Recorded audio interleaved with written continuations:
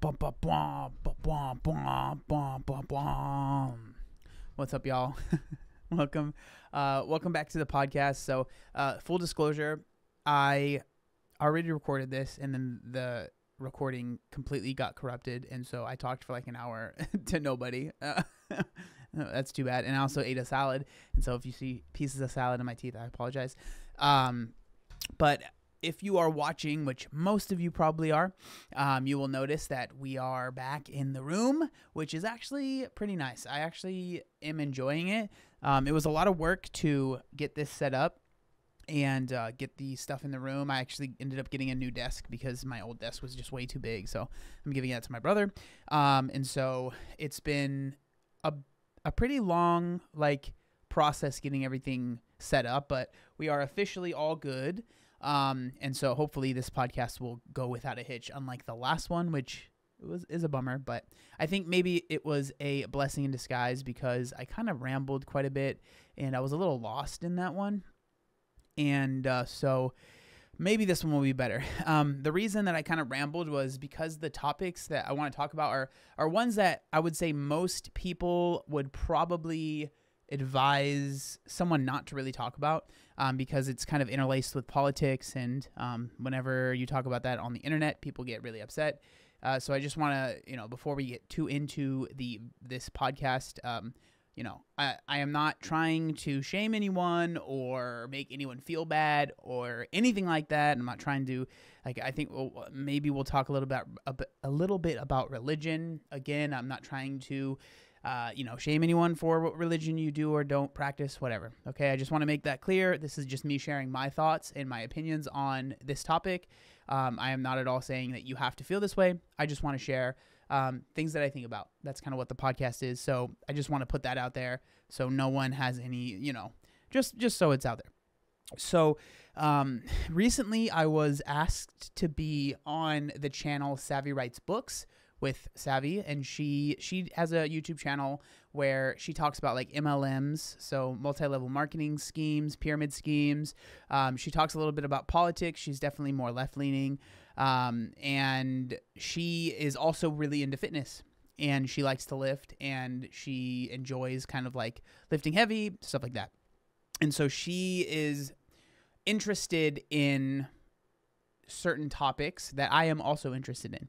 And so we had a conversation kind of talking about what it's like for me, particularly. She's doing a whole video about a big topic, and I was just one interview in this video. But kind of what we talked about was why there was multiple parts. So one was, why is the body positivity space doesn't seem to be mostly female, mostly women, mostly girls, stuff like that. Why is that, right? So I do want to kind of go over that and expound upon the points that I made when I was speaking with her.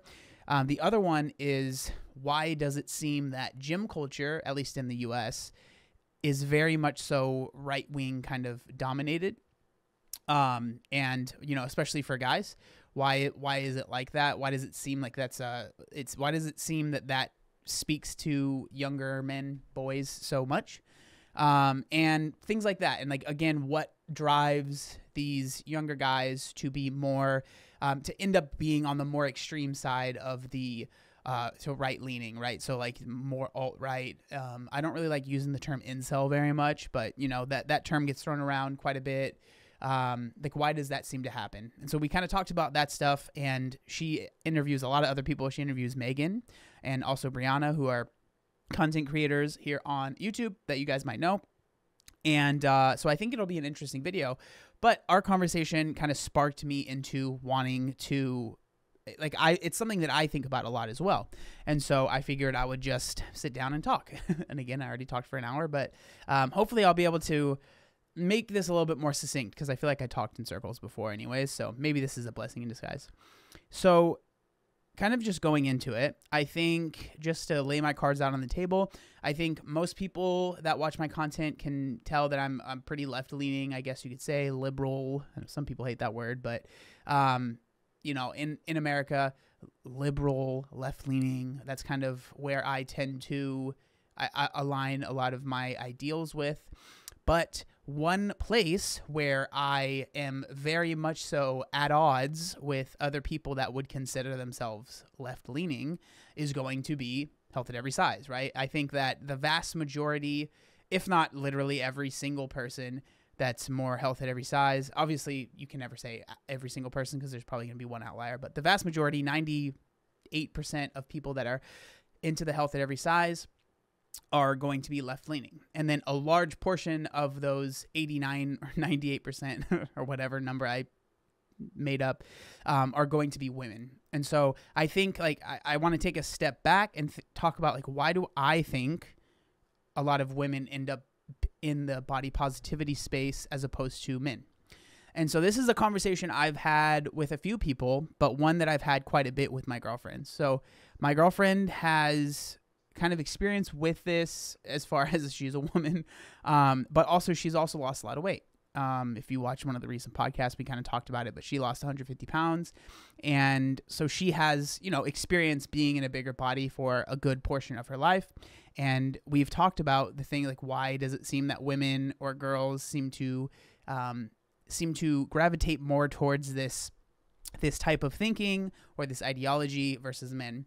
And one of the things that we both agree on quite a bit, and I've mentioned this before in videos, is that I think a big reason why so many women seem to be enticed and part of the body positivity space is because it's the pendulum effect, which is what we talk about a lot. Is for so long, so many women are like their worth is based on their looks, right? So how they're hyper policed on their looks, their body. Like, how do you look? How do you look? That's where a lot of value as far as being a woman in society, at least in America, seems to be.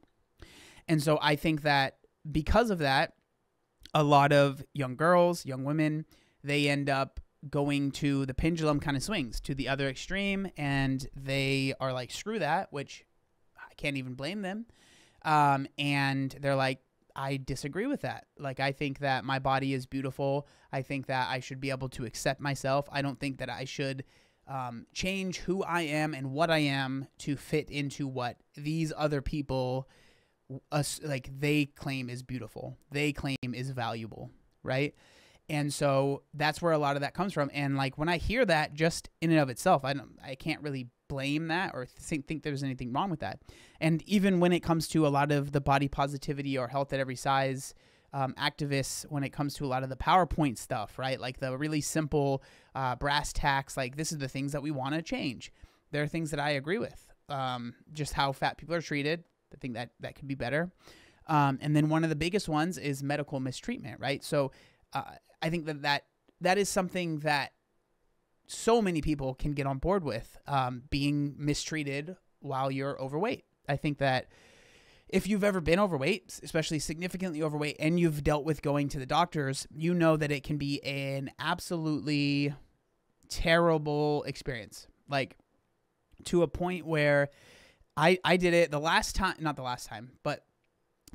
I went for a long time, I was in 10th grade, and the doctor that was there made me feel absolutely terrible. And I didn't go back for a long time, okay? A long time.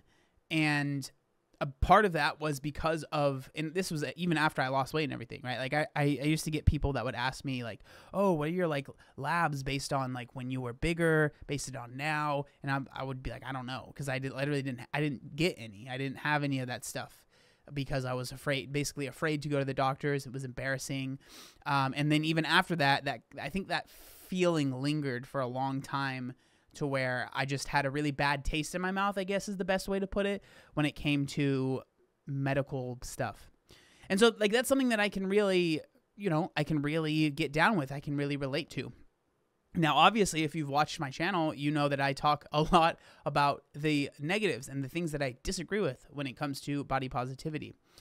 And that's obviously at ends with the politics that I have as far as what most people would think, right? And so when it comes to, like I said, when it comes to body positivity, that's definitely a more left-leaning, seems like people kind of that expose those ideas.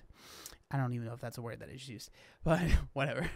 And so I think it has always been kind of interesting to me because I know that there are a lot of people that are probably in the whole body positivity, health at every size sphere that probably see me and they think that I'm some, right-wing person that just disagrees with them because I don't like fat people. And it's frustrating because it's not true, one.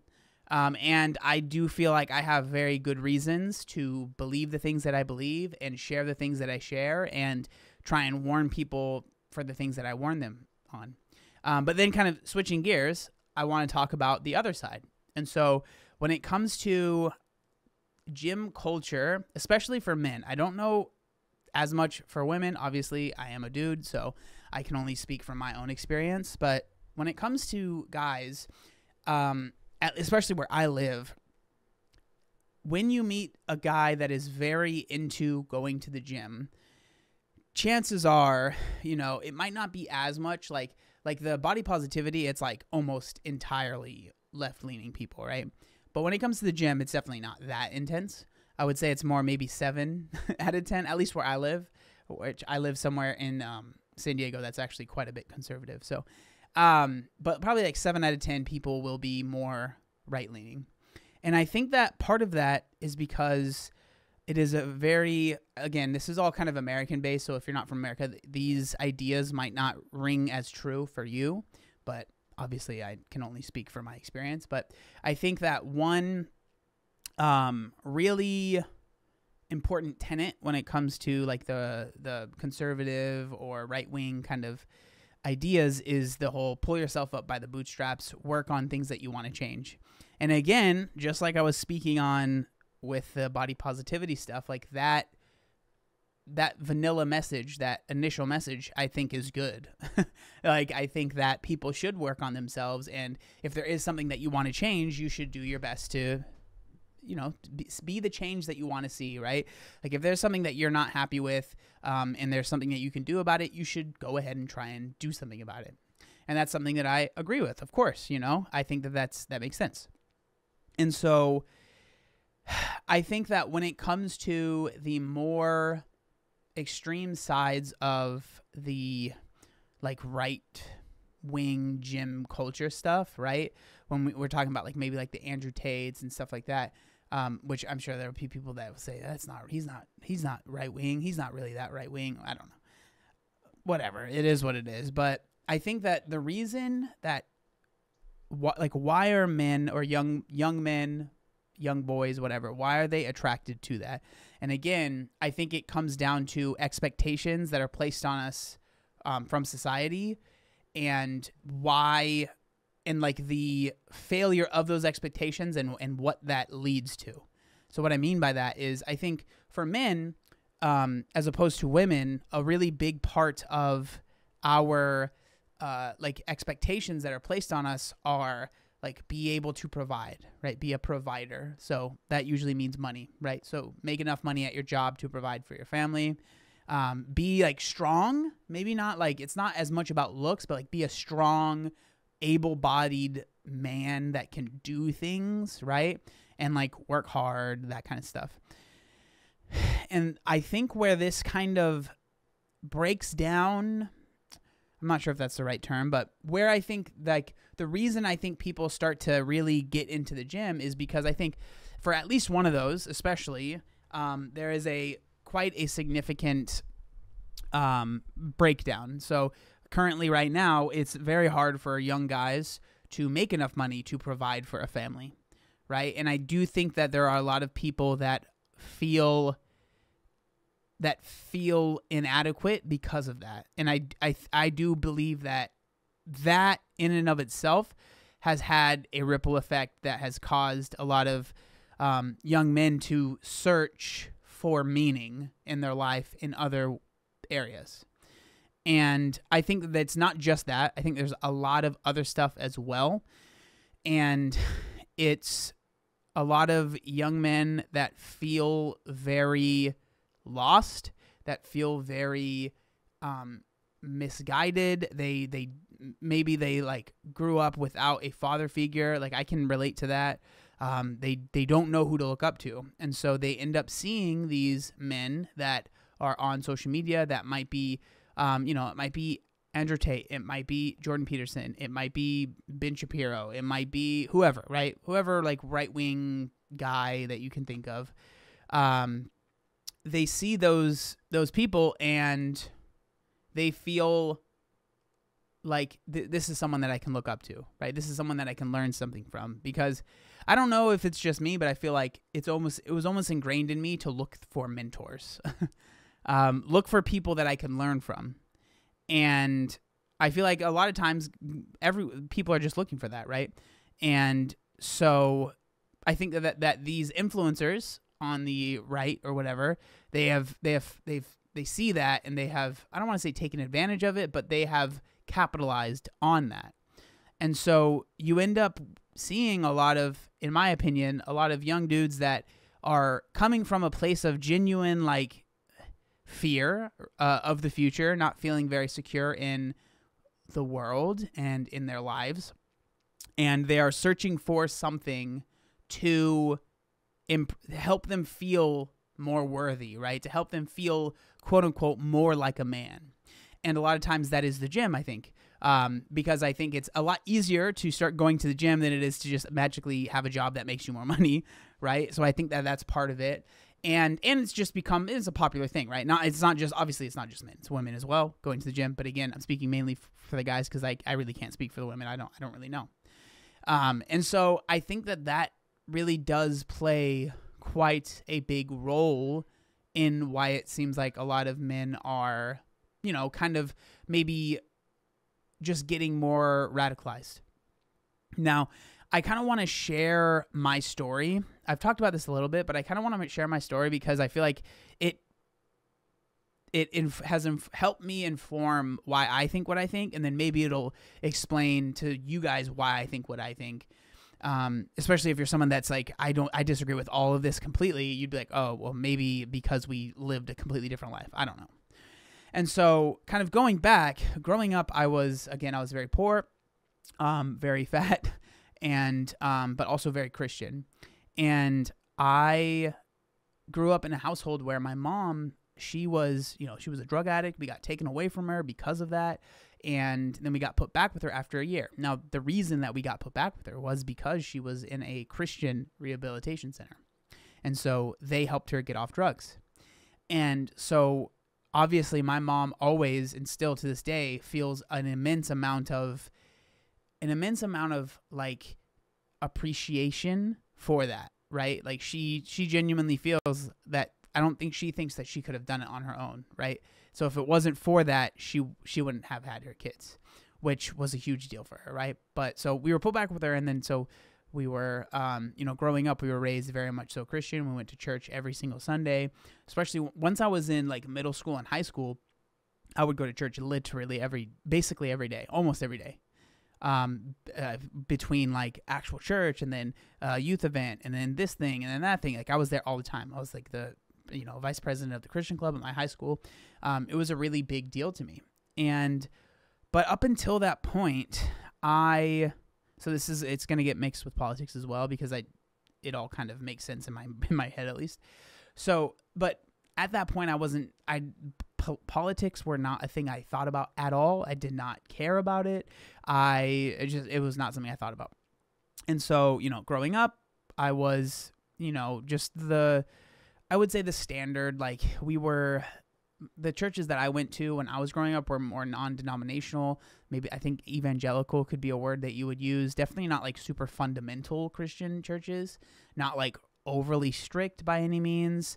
But there was still, like purity culture was a really big thing. And another thing that was pretty, not as harped on as much, because purity culture was like, that's still something that I struggle with the side effects from, like the ripples.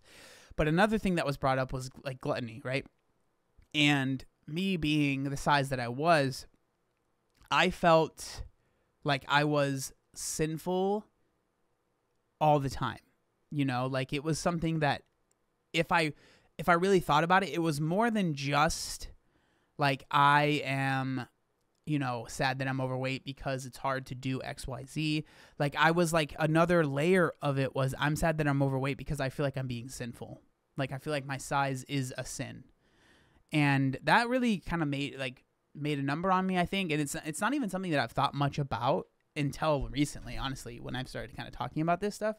But I do think that it kind of, it like messed with me. And I had some really bad experiences at church with people just doing really mean stuff, like literal, like leaders making fun of my weight and just really bad stuff. Not fun.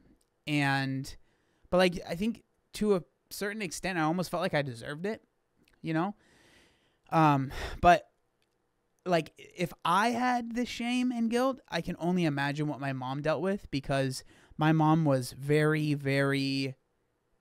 she felt very guilty because of my size. And like, you could argue that, she should feel that way because it's up to her. I don't know. I just don't see it that way. Even though I was a kid, like, I could have made better decisions. But again, like, we were when I say we were poor, like, we were poor. Like, we were living off of whatever we could get. It just is what it is. That's just the truth of the matter. It is what it is. And so, I ended up getting really big. My siblings didn't. I did. But I know that my mom felt a lot of guilt for it. I know that she felt a lot of shame for it. And I wish I could take that. I wish I could make her not feel that. Because she doesn't deserve that. But she told me a story. She told me two that I want to share. One was like to explain like how she felt. Like, she told me that she would walk by my room at night, like open my door and she would say that like the lump on my bed, not in like a mean way, but just like, just how big I was. And she would just start to cry because she felt so bad for the size that I was. And then the other story was that apparently she was at this service one time at our church that we went to, and they were having a message about gluttony and being, overweight or whatever, basically. And then they like went on a really long diatribe about parents that have kids that are overweight and how they should feel really bad, and they should be like, they should understand that like they're killing their kids, right? Or they're making their kids sin because of the size that they are, all this stuff. And my mom told me that she just felt so bad she wanted to just like get out of there. I'm not sure if she actually left, but like, she felt like she just wanted to just crawl out of the sanctuary. So, that was like a really big part of my childhood, was being the very, very overweight kid in youth group, and not just having talks about, hey, this isn't good for your health, but like that on top of it's also a sin. And so that was difficult to deal with. And I do think that probably led to a lot of trauma, all this stuff, right? Whatever. The reason I tell that story is because I don't, like, coming on like 4 years now, I haven't really considered myself Christian. And I want to share why. And again, it ties into politics. So I was never really political at all. I'm honestly, at this point, I don't think I'm really even that political. I had a couple years where I was a lot more, but now I kind of just vibe out. But I wasn't at all political, I'd say, for a long time, until probably like 2016, the Trump presidency, that election. I just remember that was just, it was like inescapable. At least it felt like for me. I think maybe I was getting older as well, so I was just more aware of the things that were going on, because I'm 31 now. So I mean, if you can do the math, if you want to, 2016 was. I was in my early 20s though, and it was the first time that I had really seen any of this stuff. And I remember the church that I went to at the time. I was going to a different church with my ex-girlfriend, and I remember like we were around the pastor a lot, because she actually lived with the family of the pastor, and I think he was pretty much like a Republican, but he didn't even think that like Donald Trump was going to win. Like, I remember he was just like, nah, that won't happen. That's crazy, whatever. Right. And he did, obviously. And so that was like really interesting, because I never liked Trump. There was never a time where I was like, yeah, that's the guy. But for a few years, I was definitely like heading down I don't know if you'd say alt-right, but like the right pipeline for sure. So I considered, I don't think I ever really considered myself Republican. I never did. I was always like libertarian. I think I voted for Gary Johnson twice in 2 elections or whatever. Like, I don't know, you can argue whether or not that's just like sitting on the fence. Maybe it is. But again, I didn't really know much, and I don't know, I felt like it made sense. So I was like, I'll vote for this guy. Knowing that, you know, it's basically a vote into nothing because it's not going to do anything. But, yeah, sorry, sidetracked. But so that's when I first started kind of being interested in that stuff and kind of learning more and more about it. And then at this time was when my YouTube channel kind of started picking up, and I think I was very much so, I wanted to be what I felt like most people were on YouTube, at least in the fitness space. And so I started looking into the people that people talked about, the different, the different people that were popular, or the people that like that were popular, the people that they would talk about, right? The podcasts they would listen to. And so I kind of started learning a little bit about this stuff. And like, so it was all people that a lot of what they talk about is personal responsibility, being a better man, being a better person, really trying to be a better man, which again, I'm like, of course I want to do that. Why wouldn't I? And so I think like there's a video that really like feels like it was very, what's the word I'm looking for? It was very like pivotal. That's the word. Pivotal in my life when I started to actually like really kind of research stuff and like look into things. And so it was with this man named Jordan Peterson, and he was doing an interview with, I believe her name was Kathy Newman, and it was on BBC or BB, I don't know, whatever. It was the British broadcasting, whatever. But they were having an interview, but it ended up turning into this argument between both of them. And I remember I felt like Jordan Peterson just came out looking like the most rational, like the smartest dude I'd ever seen. And so I was like, wow, that guy seems to know what he's talking about. And I was very like enamored, I guess, and I wanted to learn more. And so I had heard about a book that he had written, 12 Rules for Life. I tried to read it. To be honest, I didn't read the whole thing. I tried to. I'm not good at reading. I like audiobooks a lot, and that's something I've learned. I just need to accept that. But I like read that, and then I got like, that's where I started to be like, I started to feel like, wow, these people are speaking to me.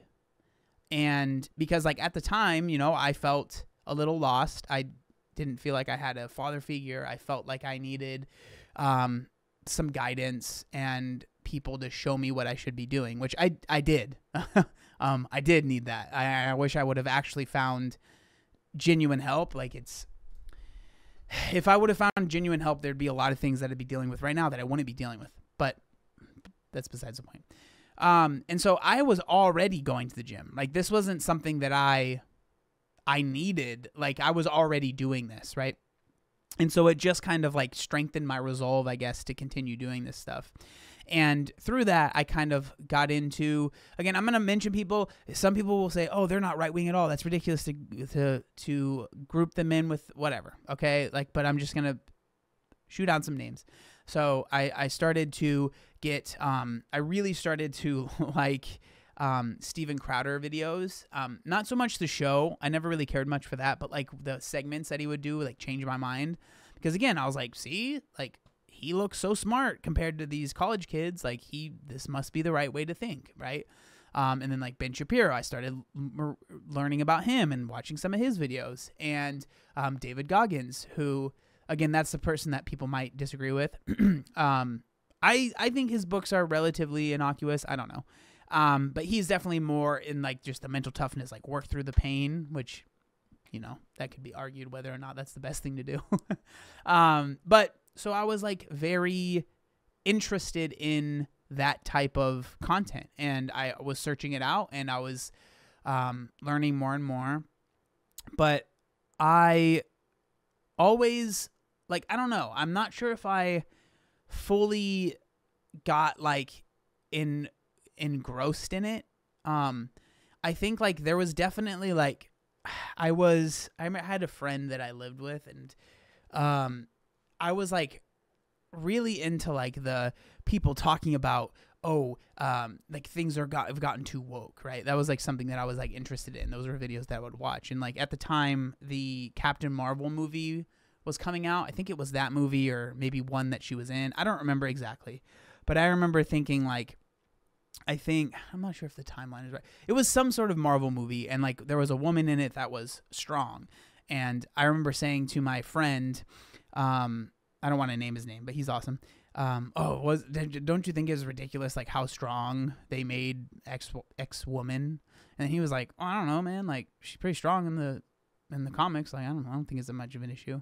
And I remember I like thought to myself, I was like, yeah, why did I care about that? And like, why would I let that ruin this movie for me? You know, that was just like something that happened.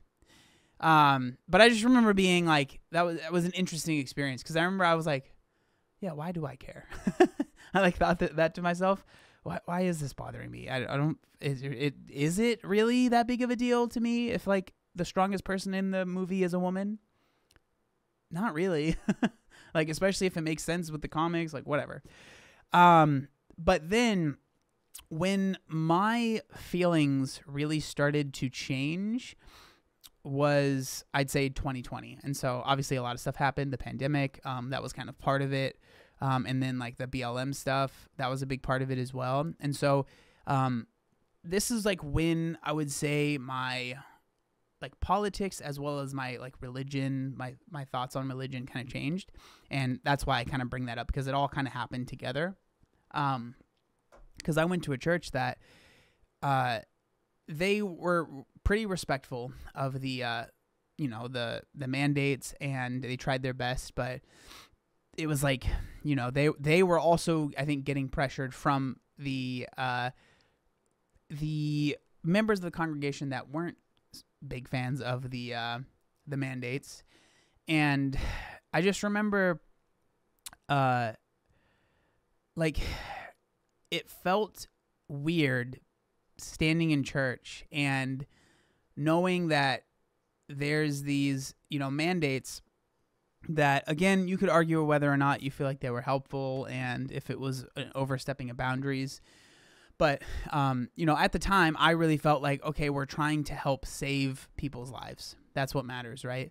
And just end up going to church and just seeing so many people, like, just completely not caring about them was a little weird. And then as well as, like, we ended up, the pastor of this church, he actually had his really close friend join him one week. And his close friend, this was like not long after BLM really started to pick up, his really close friend was a black man. And I thought that was cool. But a lot of the church that I went to did not think that was cool. And they were really upset at the pastor. And I remember I just was like, I'm surrounding myself with these people on purpose. And then as well as like other things, I kind of really started to look at like, do I actually believe that the things that are being taught?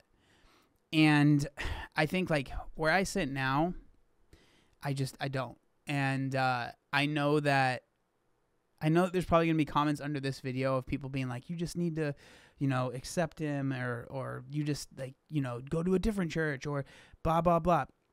Like, I have done a lot of like research and like watched a ton of videos, and I just don't believe it. That's just the honest truth. I just don't believe it. And I can't fake it. And I just remember, and that was another thing that I struggled with so much. Like, I remember I grew up going to church my whole life, and like people would say, oh, God spoke to me. And I'd be like, well, what does he sound like? Because it ain't never happened to me. I'd go to worship and I would be the guy, and I still play drums sometimes at church. But I was like, worship was my favorite thing, right? I love music, absolutely love music. And I would just really, really enjoy this like part of the sermon. I'd like hands up and everything. But again, I would see these people having what looked like these incredible experiences, and it never happened to me.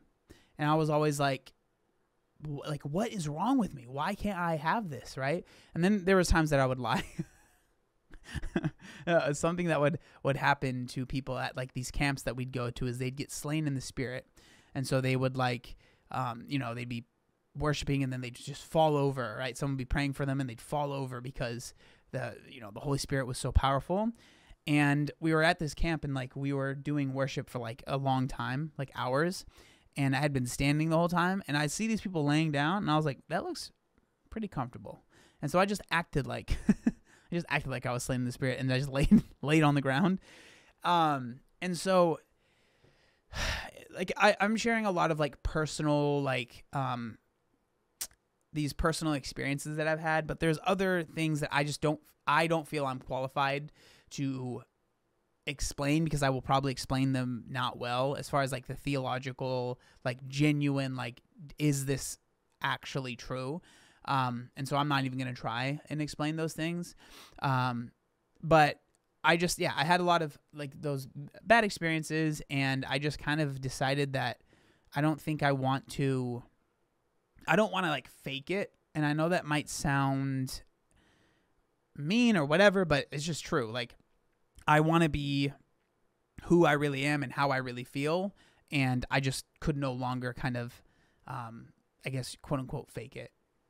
And so through that, I kind of really started to look at some of the thoughts that I have and some of the feelings that I have, and I started to really look into those, And I think one of them were, I used to be like, one of my good friends, Danny, I hope he doesn't mind me bringing this up, but like he talks about how like there was a while where he was like, I did not like you. And I think a part of that is because I started to become very cocky, based on the fact that I was able to lose weight and keep it off. And like, I started to feel like I am the shit. I'm the man. Like, and people, like, if you lost weight and gained it back, you should be ashamed of yourself. Like, that's embarrassing. And there was a time when I really felt that way, honestly.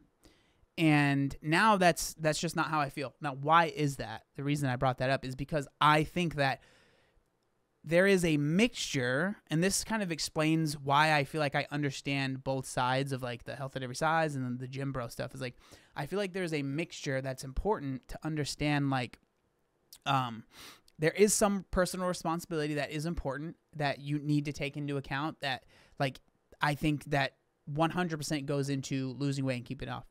But also, there is a lot of other stuff that is not in your control that will make it 1,000% harder to lose weight and keep it off. And I know that might sound like such a small thing to have this huge shift in everything you basically believe, but it really was a big deal for me, because I started to, I feel, have a little bit more empathy for someone that might be going through something that maybe it's similar, right? Maybe it's a weight loss thing, but just because it's something similar to me, that does not mean that I completely understand what that person is going through. And so I should do my best to hear what they're going through and then try and work from there, right? And then it's the same thing with like, like just other things in life. And through that, I kind of started to look at the world in a different lens of, okay, yes, we do have our own agency, and it is important that we should have the power to make these changes and, try and build this better life for ourselves. I think that that's important, but I also understand that everyone's starting at a different spot. And so if you're starting from poverty, or you're starting from poverty as well as being a minority, as well as maybe being a woman, that is, you have so many things stacked against you at the start. Does that mean that you should get every handout in the world? No, not to me. I don't think that's what it should mean. But I can understand why someone with all of those things that have been stacked against them might get a little bit more help, or might require a little bit different, I don't even want to say more, different help than I would. you know? And like, again, like I did not have the same life as someone that is rich, but it's just different. And so that kind of thinking has really kind of shifted how I think about things. But again, it hasn't completely, like, I haven't completely been like, you know what, that's all that matters, and the personal responsibility doesn't matter. I just don't believe that. I do feel like us as humans, we have so much potential that I do think that it is detrimental to just say there's nothing you can do. And that's why I get so frustrated when I am talking about the health at every size stuff. And it has almost become accepted that so many people think that it is impossible to lose weight. And I hate that narrative, because I feel like the more and more that narrative gets spread, the more and more people are just going to take it for face value and just believe it wholesale and just think, no, that's just what's true. That is just the truth, right? It is impossible to lose weight. And so therefore we need to do X, Y, Z because it's impossible. I don't think it's impossible, but I also am not against people getting extra help. And I think that this has been something that's been frustrating for me, is that, again, there was a long time when I was not against people getting help, but I definitely felt like I was better than people that got loose skin surgery, not that. People that got weight loss surgery, or now the Ozempics and all the GLP-1 medications are coming out. I would have definitely felt superior. Like I used to have like lost 180 pounds naturally in my bio. It was like a big thing to me. Now, at this point, I really don't care. I think that I do talk about the negative side effects of those things because I think it's important. Because I do think that those things should be a step up, right? Like you should do your best to try and lose the weight without any intervention. And if that is not something that can happen, then obviously you take the next steps. But I do think that it's important to try and do it without those things, because all of those things are going to be chronic, right? So like if you're taking that medication, that's chronic. That's something that you have to do for the rest of your life for it to be effective. Same thing with weight loss surgery. You cut out a piece of your stomach that it doesn't grow back naturally, right? It might stretch out, but like it doesn't completely grow back, and that is going to have side effects that will last you for the rest of your life. Luckily for me, when you don't do those things, you don't have to have those side effects. I mean, you have loose skin, but that's going to happen regardless of how you lose the weight. And so I think that stuff's important. I kind of got sidetracked there, but I think that it's so interesting, this divide. And it's interesting to me because I do feel like I'm like kind of like right in the middle. I completely and totally understand so much of the health at every size and body positivity, things that they're fighting for, and the things that they want, and the things that they feel that would help them.